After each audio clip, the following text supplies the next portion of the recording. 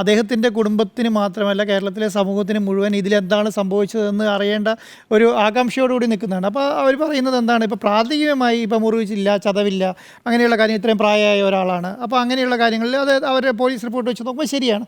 ഇനി ആന്തരിക അവയവങ്ങളുടെ റിപ്പോർട്ട് പുറത്തു വന്നതിന് ശേഷം മാത്രമാണ് ഇതിലെന്താണ് സംഭവിച്ചത് എന്നുള്ളതിനെക്കുറിച്ചുള്ള കറക്റ്റായിട്ടുള്ള റിപ്പോർട്ടും ഡോക്ടർമാരുടെ റിപ്പോർട്ടും പുറത്തു വരുള്ളൂ. അതിനുശേഷമാണ് ഇത് സ്വാഭാവിക മരണമാണോ അസ്വാഭാവിക മരണമാണോ എന്നുള്ളത് തീരുമാനിക്കാൻ പറ്റുക. ഇപ്പം പോലീസ് കേസ് രജിസ്റ്റർ, നിങ്ങൾ പറഞ്ഞ പോലെ മാൻ മിസ്സിങ്ങിൻ്റെ കേസാണ്. മാൻ മിസ്സിങ്ങിൻ്റെ കേസ് പോയി. ഇനിത് സ്വാഭാവിക മരണമാണോ അസ്വാഭാവിക മരണമാണോ എന്നുള്ളതിന് മാത്രമാണ് ഇതിനകത്ത്.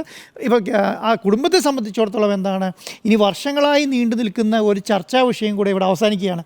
ഇതിനകത്ത് വേറെ പ്രശ്നങ്ങളൊന്നും ഇല്ല എന്ന് പോലീസ് റിപ്പോർട്ട് പുറത്തു വരികയാണെങ്കിൽ എന്താണ്, അതൊരു വലിയ കാര്യമാണ് അവരെ സംബന്ധിച്ചിടത്തോളം തന്നെ. അതുപോലെ തന്നെയാണ് ജനങ്ങളെ സംബന്ധിച്ചിടത്തോളം.